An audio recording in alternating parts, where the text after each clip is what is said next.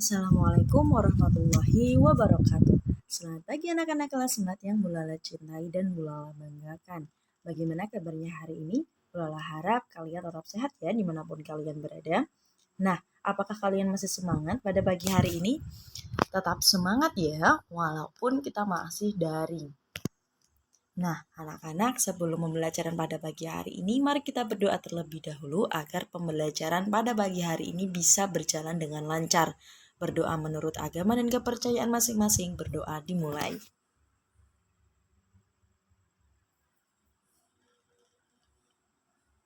Berdoa selesai. Nah, anak-anak, di sini sudah Bulala siapkan sebuah gambar seseorang bapak atau seorang bapak yang sedang membuang sampah di tempat sampah. Nah, dari gambar tersebut apa yang dapat kalian simpulkan? Kemudian, apa manfaat dari perilaku tersebut? Nah, perilaku ini memiliki manfaat sangat banyak sekali. Yang pertama adalah membuat lingkungan kita menjadi bersih. Lingkungan kita sudah tidak kotor lagi. Kemudian kita bisa menghirup udara dengan segar. Karena apa? Karena ketika kita membuang sampah sembarangan, maka kita itu mendapatkan udara yang tercemar karena bau dari sampah-sampah tersebut. Selain itu, ketika kita membuang sampah di tempat sampah, kita itu juga sudah menghindari penyakit-penyakit seperti halnya ketika ada tumpukan banyak sekali sampah, maka akan mengundang jentik-jentik nyamuk, akan mengundang banyak nyamuk, sehingga banyak sekali demam berdarah. Nah, hari ini kita akan fokus untuk kembali lagi pada Pancasila. Kemarin kita sudah membahas satu persatu tentang sila pertama, sila kedua, sila ketiga, keempat, bahkan kelima. Kini sekarang Bulala akan menjelaskan kembali secara singkat saja tentang Pancasila itu apa, kemudian kapan lahirnya Pancasila, dan lain sebagainya. Nah, Pancasila ini merupakan dasar dari ideologi negara, sehingga harus diketahui asal-usul oleh generasi penerusnya. Generasi penerus itu siapa? Generasi penerus itu adalah kalian, kita. Nah, di sini ada sudah Bulala siapkan. Nah, di sini ada sebuah gambar yaitu burung Garuda atau biasa kalian kenal dengan Garuda Pancasila. Nah, Pancasila itu berasal dari dua kata yaitu panca dan sila. Panca yang berarti 5, sila berarti dasar atau sila sendiri. Jadi Pancasila berarti 5 dasar. Kemudian Pancasila itu merupakan dasar ideologi negara. Nah, Pancasila ini lahir pada tanggal 1 Juni 1945. Oleh sebab itu, setiap tanggal 1 Juni ditetapkan sebagai hari lahir Pancasila. Tujuannya untuk apa? Tujuan dari penetapan tersebut adalah untuk membangkitkan kesadaran terhadap dasar negara yang menjadi landasan kehidupan berbangsa dan bernegara. Dengan begitu, nilai-nilai pada Pancasila dapat dipahami dan diamalkan dalam kehidupan sehari-hari. Nah, kemudian pada sayap burung Garuda terdapat 17 helai. Pada ekornya terdapat 8 helai dan pada badannya terdapat 45 helai. Di sini burung Garuda itu pada kakinya mencengkeram sebuah pita yang bertuliskan Bhinneka Tunggal Ika, yang artinya walaupun berbeda-beda tetapi tetap satu jua. Nah, sila yang pertama berbunyi ketuhanan yang Maha Esa, kedua kemanusiaan yang adil dan beradab, 3 persatuan Indonesia, 4 kerakyatan yang dipimpin oleh hikmat kebijaksanaan dalam permusyawaratan atau perwakilan, dan yang terakhir adalah keadilan sosial bagi seluruh rakyat Indonesia. Nah, anak-anak, sekarang kalian sudah kelas 4, otomatis kalian itu harus sudah hafal tentang kelima sila Pancasila beserta dengan lambangnya. Nah, nilai Pancasila ini jika diterapkan dalam kehidupan sehari-hari itu akan menciptakan kehidupan yang damai dan harmonis. Berikut beberapa contoh sikap kepahlawanan yang mencerminkan sila-sila Pancasila. Yang pertama adalah bertakwa kepada Tuhan Yang Maha Esa. Selain itu, kita juga harus saling menghormati antar pemeluk agama lain, merupakan salah satu contoh pengamalan dari sila pertama Pancasila. Yang kedua adalah rendah hati, saling menolong, kemudian memberi bantuan, itu merupakan pengamalan dari sila kedua Pancasila. Yang ketiga adalah rela berkorban untuk kepentingan orang lain, tanpa pamrih, serta memiliki sikap cinta tanah air, merupakan sikap yang mengamalkan sila ketiga Pancasila. Yang keempat adalah selalu mengedepankan kepentingan bersama di atas kepentingan pribadi. Berikut merupakan salah satu contoh pengamalan sila keempat Pancasila. Yang kelima adalah menghormati hak orang lain, selalu berbuat adil terhadap sesama, tanpa membeda-bedakan, merupakan pengamalan sila kelima Pancasila. Oke, ulangi. Sila pertama yaitu bertakwa kepada Tuhan Yang Maha Esa, contohnya ya. Sila kedua contohnya adalah rendah hati, saling menolong, memberi bantuan tanpa pamrih. Sila ketiga, rela berkorban demi kepentingan orang lain, untuk kepentingan orang lain. Sila keempat, selalu mengedepankan kepentingan bersama. Sila kelima, menghormati hak orang lain dan selalu berbuat adil terhadap sesama. Nah, kalian pada materi tentang informasi atau teks non-fiksi pada LKS kalian itu sudah ada sejarah perjuangan R.A. Kartini. Nah, beliau adalah R.A. Kartini atau Raden Ajeng Kartini. Beliau ini lahir di Jepara, Jawa Tengah.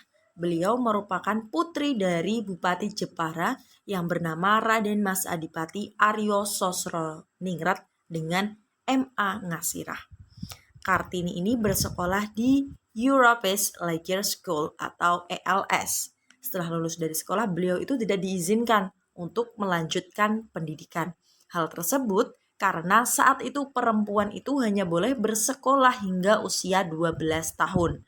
Setelah mencapai usia tersebut, perempuan itu harus dipingit atau ditinggal di dalam rumah. Tidak boleh keluar untuk belajar, tidak boleh kemana-mana. Mereka hanya boleh melakukan pekerjaan rumah. Nah, R.A. Kartini itu dikenal dengan sebuah buku yang berjudul Habis Gelap Terbitlah Terang. Nah, buku ini juga memiliki sejarahnya. Dulu Abendanon itu membukukan seluruh surat. Nah, jadi R.A. Kartini itu dulu itu memiliki seorang teman di luar kota yang bernama Abendanon. Nah, mereka itu sering mengirim surat. Nah, Abendanon ini kemudian membukukan seluruh surat tersebut. Buku tersebut kemudian diberi judul Door Duisternes tot Licht, atau judul tersebut jika diartikan berarti dari kegelapan menuju cahaya. Nah, buku kumpulan surat Kartini tersebut diterbitkan pada tahun 1911 dengan bahasa Belanda. Lalu pada tahun 1922 Balai Pustaka menerbitkan buku dari Abendanon dengan bahasa Melayunya. Buku ini berjudul Habis Gelap Terbitlah Terang.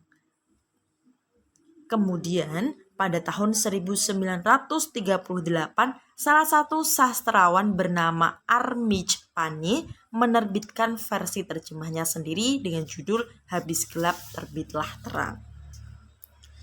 Nah, Raden Ajeng Kartini ini berpandangan bahwa perempuan Indonesia itu berhak mendapatkan pendidikan yang setara.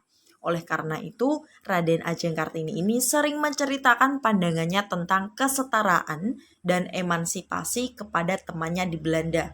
Oleh karena itu, Raden Ajeng Kartini ini dikenal dengan sosok emansipasi wanita. Tulisannya itu mampu menginspirasi kaum perempuan dan para pejuang di masa itu. Sikap yang ditujukan oleh Raden Ajeng Kartini tersebut merupakan pengamalan sila kedua Pancasila. Nah, beliau ini lahir pada tanggal 21 April 1879 dan wafat pada tanggal 17 September 1904.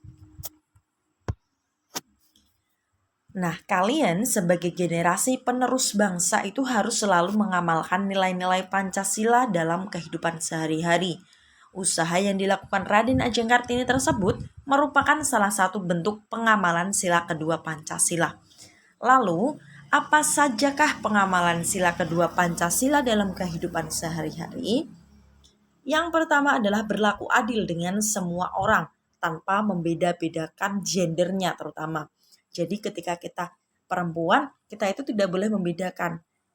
Misalnya berteman dengan perempuan saja atau baik dengan perempuan saja, itu tidak boleh. Kita itu harus berlaku adil. Yang kedua adalah menghormati hak dan kewajiban orang lain. Yang ketiga, menghargai pendapat orang lain. Yang keempat, suka membantu orang yang membutuhkan. Dan yang kelima adalah gemar melakukan kegiatan sosial atau kemanusiaan. Contohnya seperti apa? Ketika ada bakti sosial, ada gotong royong, ada sebuah organisasi pemuda atau apapun yang berbentuk kegiatan sosial, maka kalian itu sebisa mungkin harus mengikutinya, harus berpartisipasi. Nah, ternyata pahlawan itu tidak hanya seseorang yang berjasa pada peristiwa kemerdekaan Indonesia. Sikap kepahlawanan itu sering kita jumpai dari tindakan orang-orang yang ada di sekitar kita. Misalnya saja, orang tua yang begitu sayang dan sabar dalam mendidik dan membesarkan kita. Mereka itu terus berusaha agar kita bisa tumbuh sehat dan sukses. Orang tua kita menjalankan semua tanggung jawab tersebut tanpa mengharapkan imbalan. Oleh karena itu, kita sebagai anak itu wajib untuk menyayangi dan menghormati orang lain. Nah, selain orang tua, contoh lain sikap kepahlawanan di sekitar kita tercermin dari sikap seorang guru. Seorang guru itu selalu sabar dan kreatif saat mengajar murid-muridnya. Misalnya saja, guru itu tidak hanya berfokus pada memberikan materi. Mungkin saja bisa say hello, bisa memberikan kuis, bisa main game, dan lain sebagainya. Guru selalu membagi ilmunya. Agar apa? Agar murid-murid itu bisa berhasil dalam hidupnya nantinya. Oleh karena itu, kita sebagai murid berkewajiban untuk selalu menghormati guru-guru kita. Kita juga berkewajiban untuk mengerjakan semua tugas yang diberikan oleh guru-guru kita dengan baik. Nah, di sini siapa yang belum mengerjakan tugasnya? Nah, contoh lainnya adalah seorang polisi, di mana polisi itu bisa atau memberikan contoh berperilaku atau apa ya bahasanya ya, mampu memberikan atau mampu mencerminkan, membantu kita untuk tetap melakukan hal yang terbaik. Contohnya seperti apa? Nah, bisa kalian lihat pada gambarnya, yaitu ibu polisi, bapak polisi, seorang polisi itu menyeberangkan kita ketika ada di jalan. Selain itu apa? Membantu kita untuk memperlancar lalu lintas agar tidak terjadi kemacetan. Kemudian ketika ada kecelakaan, di mana polisi itu bertanggung jawab atas kecelakaan tersebut. Bertanggung jawabnya seperti apa? Membantu kecelakaan tersebut, seperti itu. Nah, anak-anak, ternyata sampai di sini pembelajaran kita pada pagi hari ini. Semoga pembelajaran pada pagi hari ini bisa berjalan dengan baik, bisa bermanfaat untuk kalian. Sampai jumpa di minggu depannya. Terima kasih. Wassalamualaikum warahmatullahi wabarakatuh.